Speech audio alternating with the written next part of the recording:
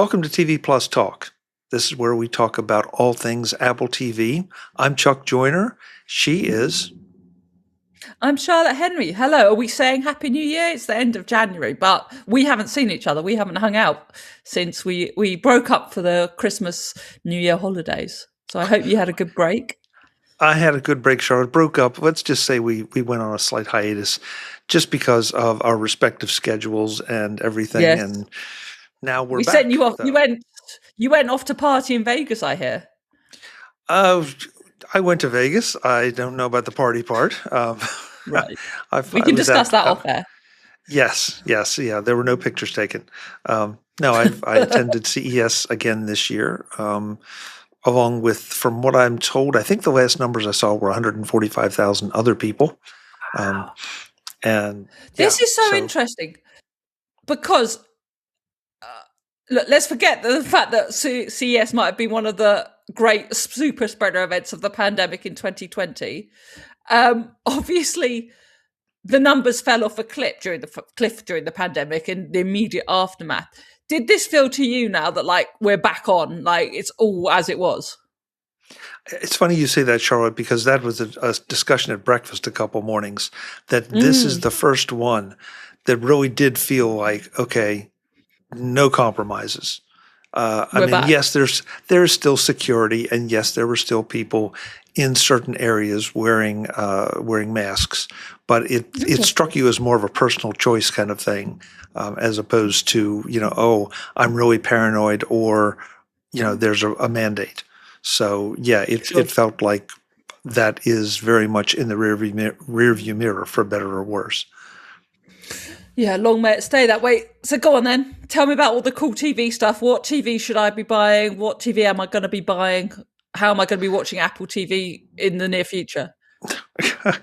Boy, it's tough, Charlotte, because every year they bring out, there's some new fad or some new thing that they're trying to give you.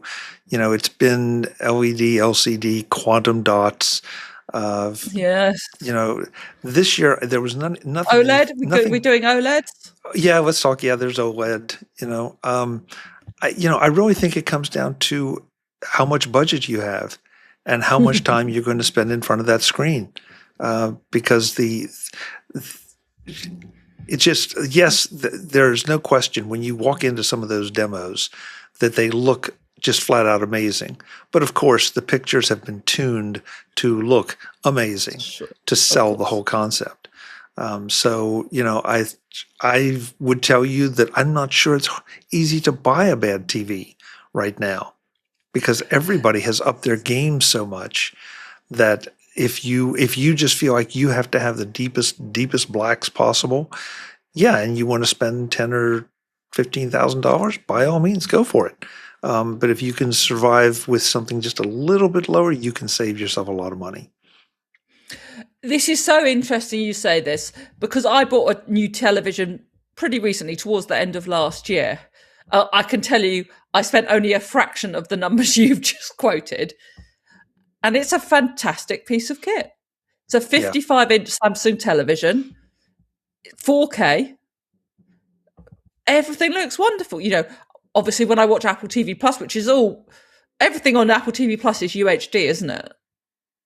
Far as I know. So, all that stuff looks wonderful. When I watch the sports channels that are 4K, which are not that many, I have to say, in the UK, looks fantastic. And you're kind of sitting there watching it going, what else could I possibly need? And I suspect you and I are fussier about this stuff than most other people. I've gotten fussier from the experience standpoint, which really factors well into an Apple TV discussion, because the Apple TV interface is, I think, the best interface out there. I was with a friend who bought a. I don't agree with you on that, actually. Oh, okay, I want to come back to that, but let me take this one. But I was with a friend who bought a TV over the holiday. It was, or I guess pre-holiday, but it was a TCL, which I own a TCL. It's a good name, but the Google TV interface is terrible, in my opinion. Roku, okay, Roku's kind of Roku. So it's getting down to, I never thought we'd talk about operating systems on TVs, but that's sort of what it is. And with more and more things being delivered through apps or an app experience like Apple TV, it really does matter now, I think, as much for the operating system as it does for the physical device. Now, I couldn't agree with you more on that.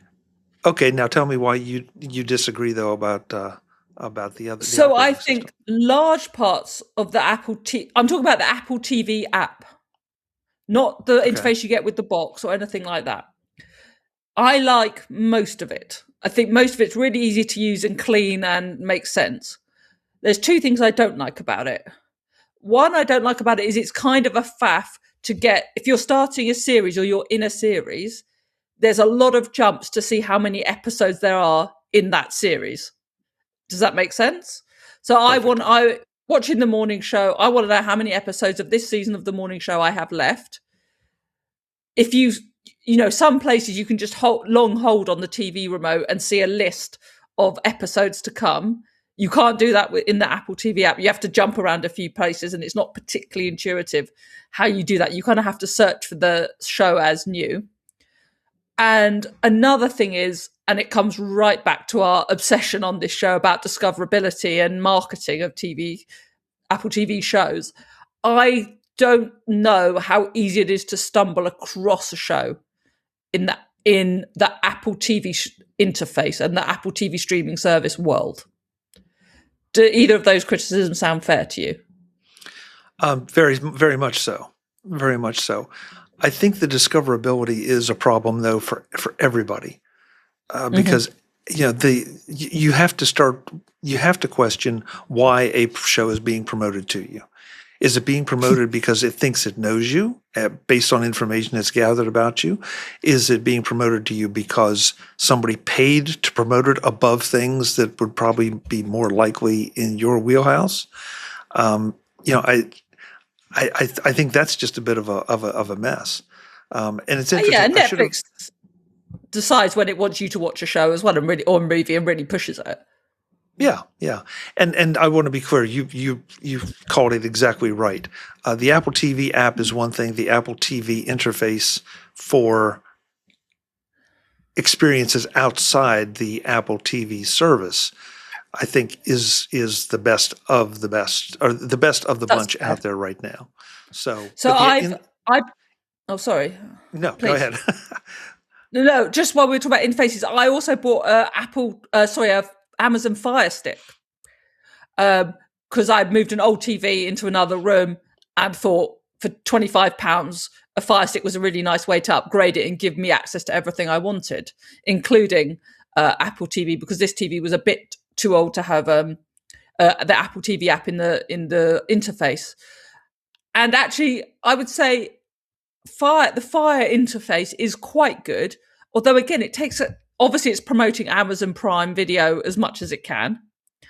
And again, does take a couple of steps to find all the apps you want, which is, I guess there's always going to be pros and cons of any of this stuff, isn't there? Yeah, and I'm with you. I think the Fire interface is a decent interface. I wish it would let me, and if there's a way to do it, I haven't found it, and if anybody has, please drop me an email. But I have not found a way to pin the apps that I want to pin that I use regularly. They bounce around, so I have to go, find them, even though they might be in the second or third row down, and they're relatively easily found. I'd prefer to have them in the top row where I can just get to them. Yeah. But we're back to the discoverability issue. It almost forces me to look at some of the things that are being thrown at me that might catch my attention. So but I would put that second behind the Apple TV box interface. Okay.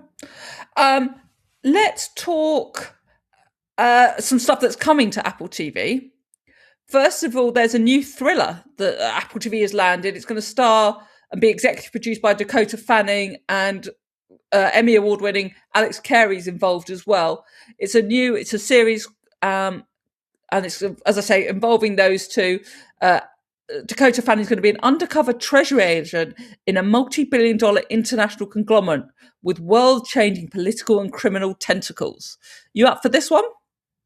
That sounds strangely like the evening news.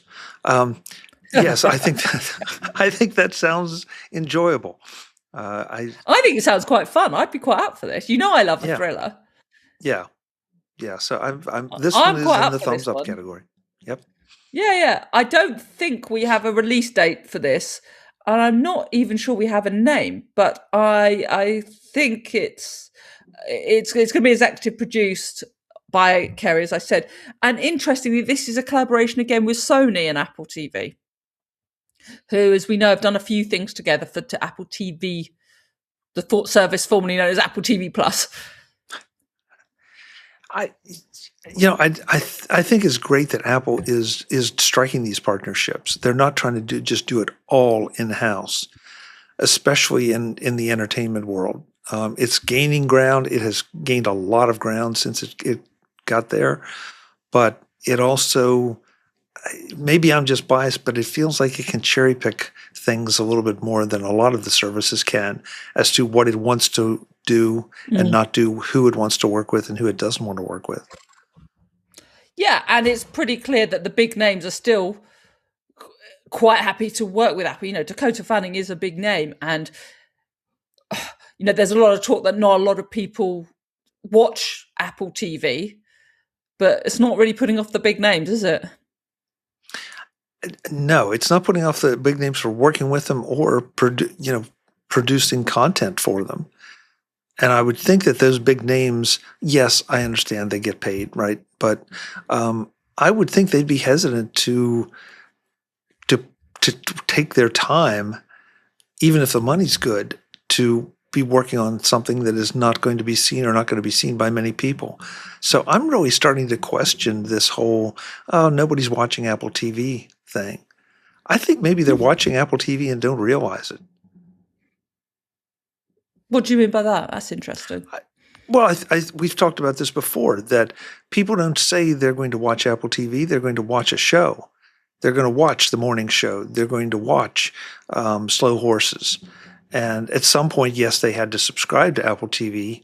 But I think that the idea is now that's one more place they can go to get a show that they want to get. And maybe the show is what drove them to it, and the subscription has stayed, and they found more things. Interesting. Yeah, you might well be right. That's a show that's coming to Apple TV. One that's going is called The Last Frontier. It's been cancelled after just one season. Did you ever watch this show, Chuck? I did not. In fact, when I saw it was cancelled, it's like, I have no idea what was just cancelled. I'm with you. I confess I hadn't even heard of this show, which rather indicates to me not many people had heard of this show. I at this point, I've honestly forgotten, especially since it was canceled, what the premise was. But yeah, it didn't. It was not even on my list.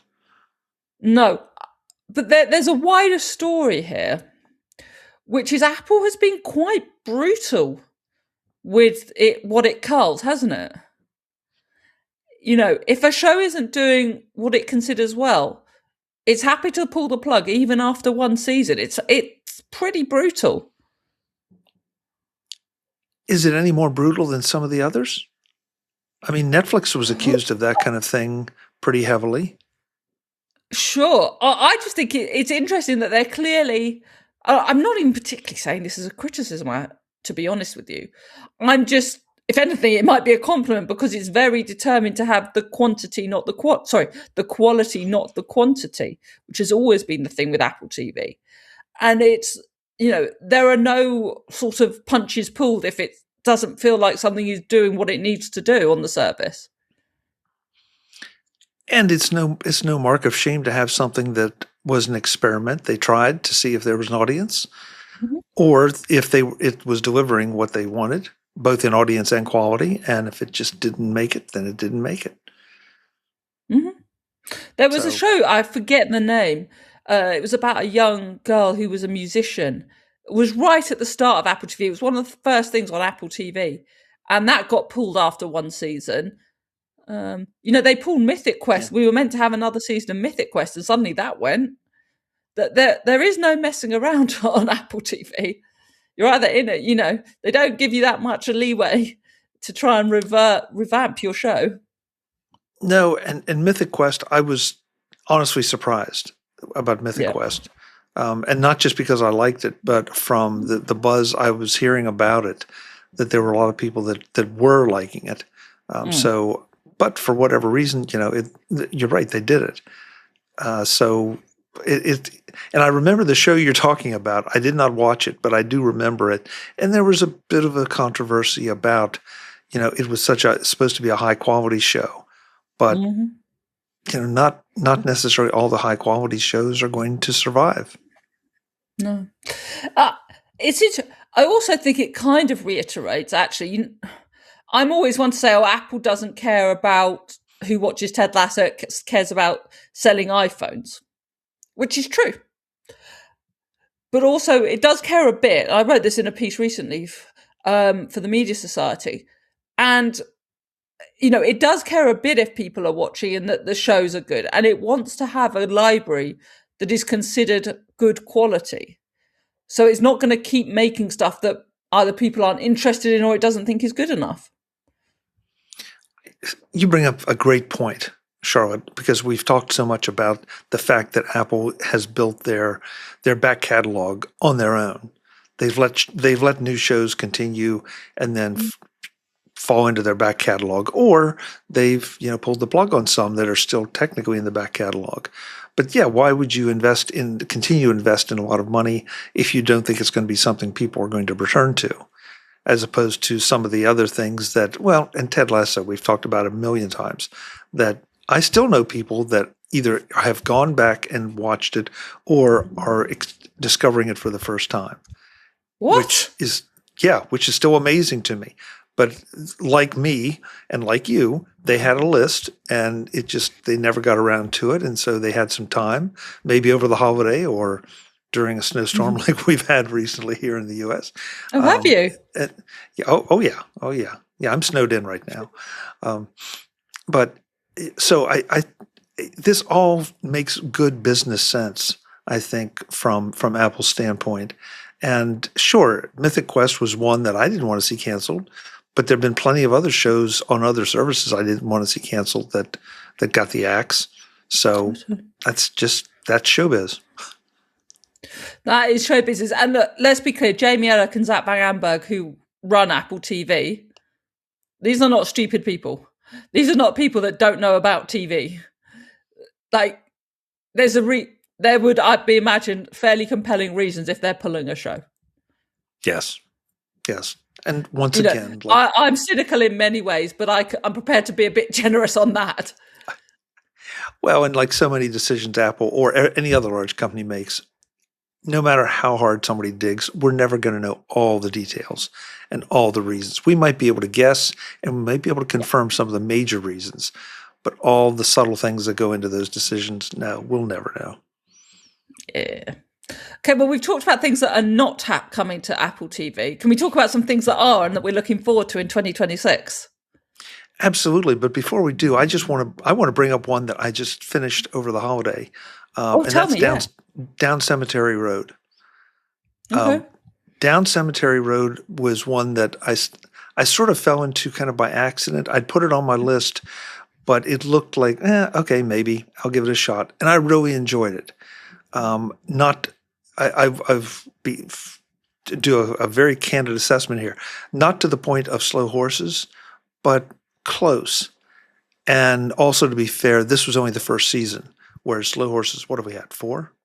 3, 4? I've lost track. I think we're up to 5 now, yeah. And I think we're going to get about 7.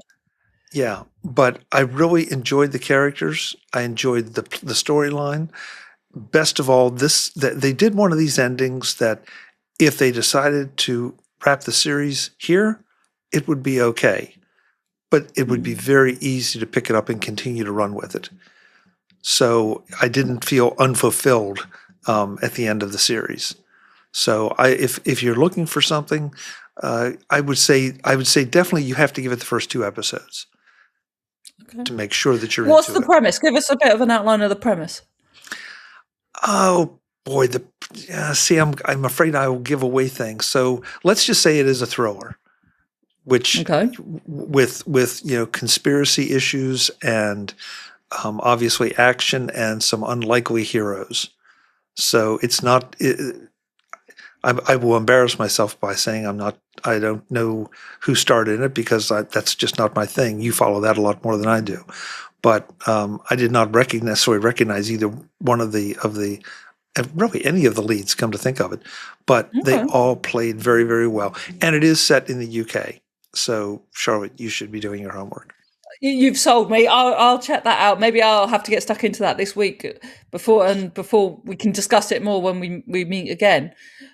You know what Okay, I'm looking forward to, don't you, two Chuck? episodes though. 2 episodes. You got to do two. Promise you. I'll watch Okay. multiple episodes, I promise. Okay. You know what are I'm you looking forward to, don't you? Well, I The know a new lot of things you're looking season forward to. Yeah, but it's the new season of Shrinking. It's coming out. Well, it's coming out on the 28th of January. We're recording this on the 26th of January. So by the time you watch or listen to this, it might actually be out. I love Shrinking. I think it's got enough of a feel-good vibe. I think the acting's great. I'm very, very excited about this.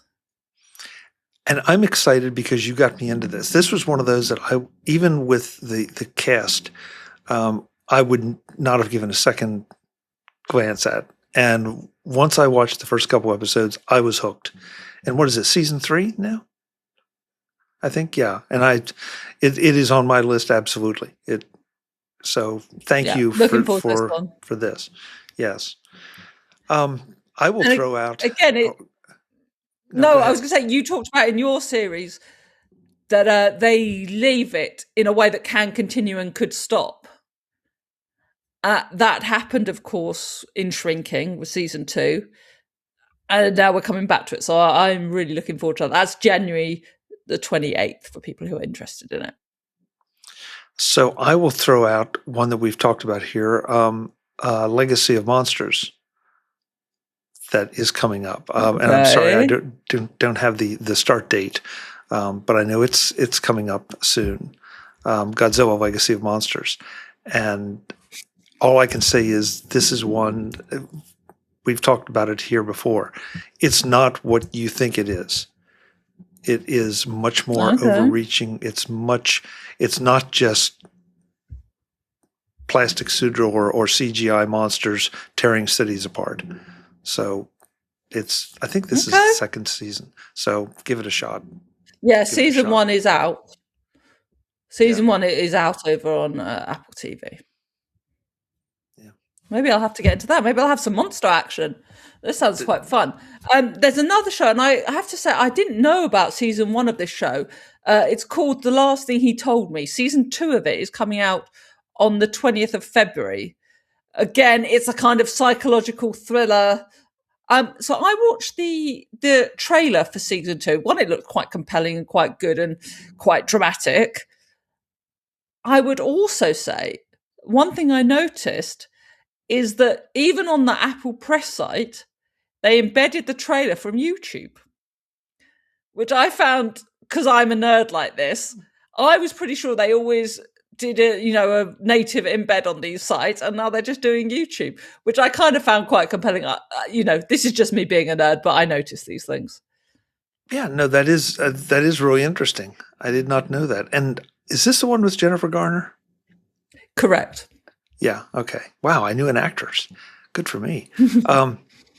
Yeah, I was not familiar with season 1.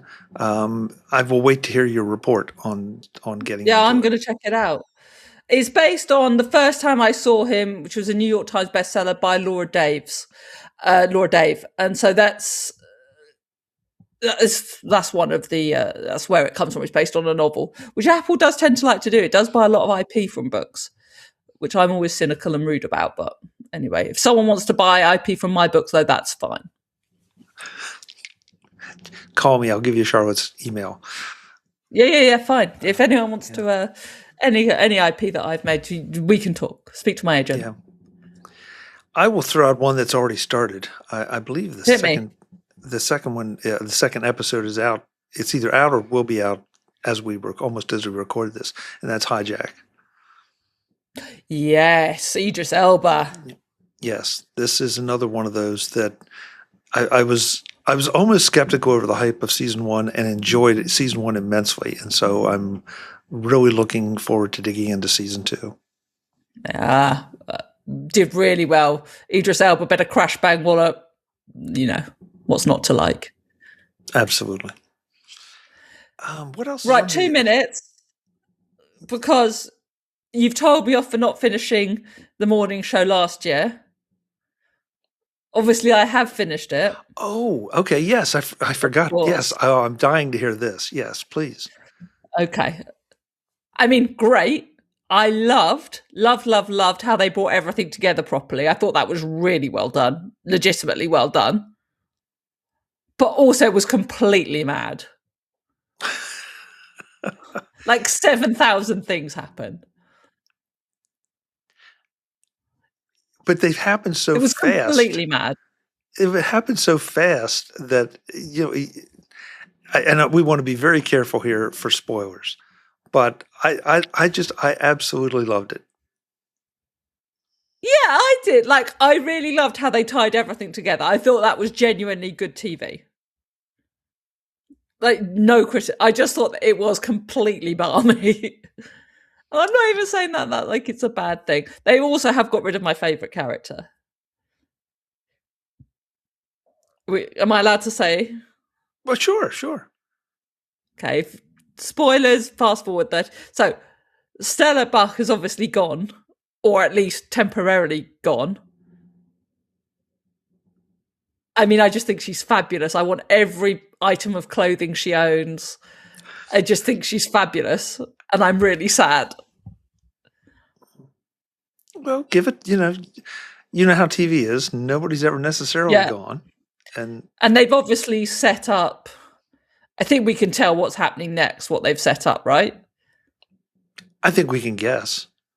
Yeah. But on the other hand, I don't think I saw any. I don't remember thinking, oh, I got a pretty good idea what's going to be coming this season. Or at least it's definitely not how it concluded. I mean, there were some things. I mean, I'm pretty sure. I mean, Mia's going to become the boss, isn't she? I don't know. It's just. But we'll be back to talk about it. Promise. We'll be talking about it. It was also crazy, but there was that one moment at the end where, it just. I mean, I admit my jaw kind of dropped because you weren't sure who's on whose side and who's feeding what information to whom, and at the end, it just. I just thought it was one of those great moments in TV. That which particular moment are you talking about? I'm talking about the press conference. Oh yeah, that was good. Yeah, that was legitimately brilliant TV. Yeah. So yeah, and Billy Crudup is a brilliant actor, and he has done an amazing job of feeling like shifting sides. Clearly, always on his own side, but figuring out where he's going to go and. Is he going to be wearing a white hat or a black hat when he changes sides? Yeah. No, legit. That is brilliant TV, and I think I had the same reaction as you. Well, as we talk about things we're looking forward to, I think that could a new season of the morning show can definitely be on the list for this year. Presumably, we're going to get one in 2026.